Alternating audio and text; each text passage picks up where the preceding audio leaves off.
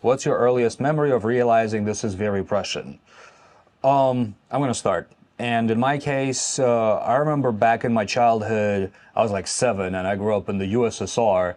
And it's not that like I realized that this is very Russian living in the USSR. I mean, I didn't know any better, but I did have this kind of feeling that other countries are different. So like when we went over to other people's places, for example, just the conversations and the way like people sat at a table and the food that was served and the drinks that were served and just the way apartments looked. Even as a child, I realized I kind of had this suspicion that other cultures would be very different, right? So I would say that's my earliest memory.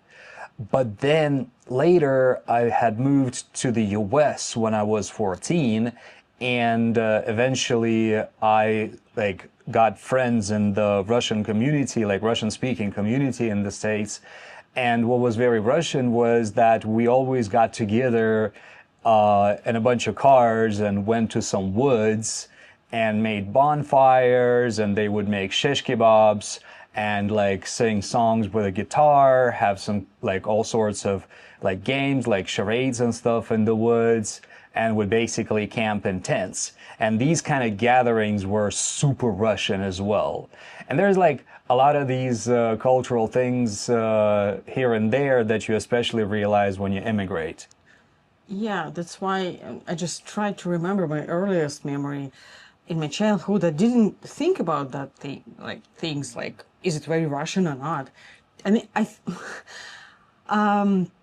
probably Russian vodka was considered to be a very Russian thing.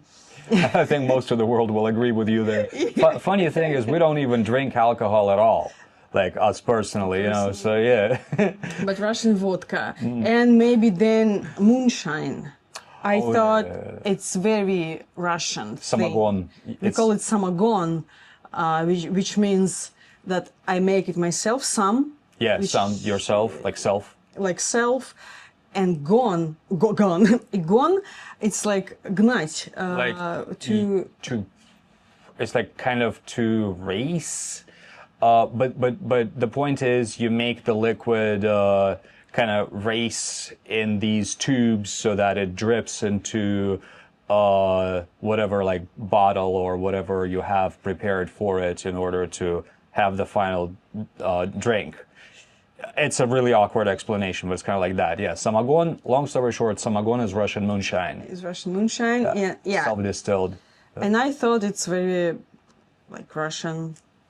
And I am really surprised when I meet people and they speak about moonshine. I say, oh, wow, I also have it, you know? Yeah. Well, moonshine is an American thing, like especially American South, you know, so and like I love the name for it, moonshine. I don't know where that came from, but yeah. And also what? Balalaika is a very Russian thing, I think. It's true. It's like instrument? Like Yeah, it's an instrument. string instrument, and but I cannot remember any specific like memory. You know what was big for me? Like when I was, I had a lot of books. I read a lot when I was a kid. I learned to read at a very early age. Like my brother actually taught me letters when I was like 2. And I started reading by the time I was 3. By the time I was 4, I was actively reading like fairy tales and things like that, like all kinds of kids' stories. I had a lot of books from all over the world, and I had a chance to compare Russian fairy tales to all the other fairy tales. So like I had like books of Italian fairy tales, like just from everywhere, German, Arabic, Persian, and it's just like the folk figures in Russian fairy tales like Baba Yaga and Kashay, which is this kind of lich-like undead, I guess, creature. He's immortal, and his death is located in a rabbit, and in that rabbit is a duck, and in that duck is an egg, and in that egg is a needle, and that's his death. right? So whoever wants to defeat Koschei, they have to like seek these creatures. And it's like all this folk stuff was also very extremely Russian, like all these figures like Leshy, the forest spirit, Ivan Durak. Ivan Durak, Ivan the Fool, often the protagonist, and like all these ones, right? Domovoy, we actually had a video on Domovoy, which is a house kind of spirit, so definitely watch that video. Yeah. So it's these things that kind of shaped like my outlook on the culture itself. I realize it even like in that age, you know, of the 30s, my 30s, I think, and when I started travel a lot, then you can compare Yeah.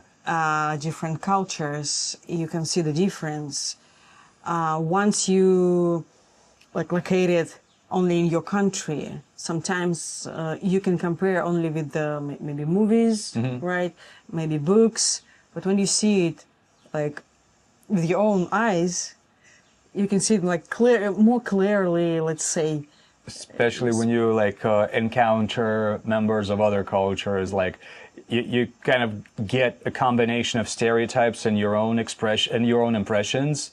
Like Americans are practical, enterprising, outwardly pleasant, loud, but usually very nice to deal with, especially those who actually do visit other countries.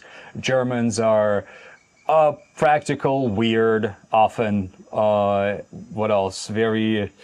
Do you call it boring? No? No, I wouldn't call Germans boring, but very like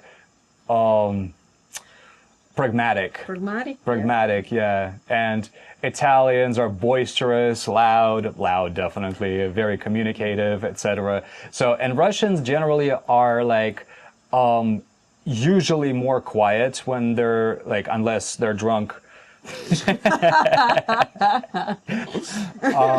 Not very trusting to outsiders, like not at all. But once you are treated as not an outsider, very warm and kind and ready to help.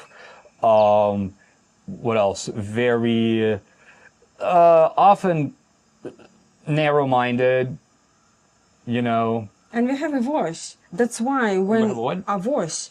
That's why voice, yeah. another cultures that which are very pragmatic. The Russian voice is a thing. It's we have a video on that. This is an expression that kind of means like screw it, kind of like whatever happens happens. Or like optimistic, like end final. Uh-huh.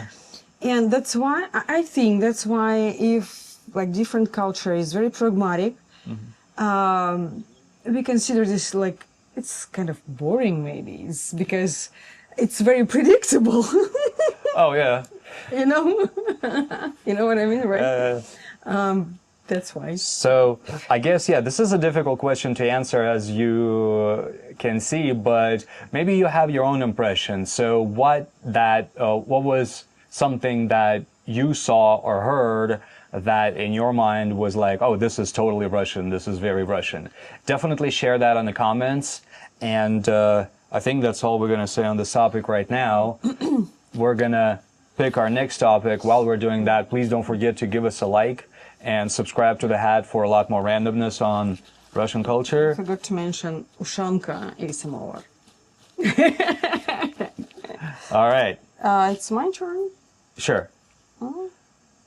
What does normal no actually What mean? does нормально actually mean? Normal no.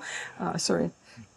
What does нормально actually mean depending on tone? All right. So нормально is a word in Russian that's overused. If you interact with Russians, you probably heard it, and what it actually means and all the colors of that we're going to discuss in our next one. In the meantime, thank you very much for watching, and we'll see you in the next one.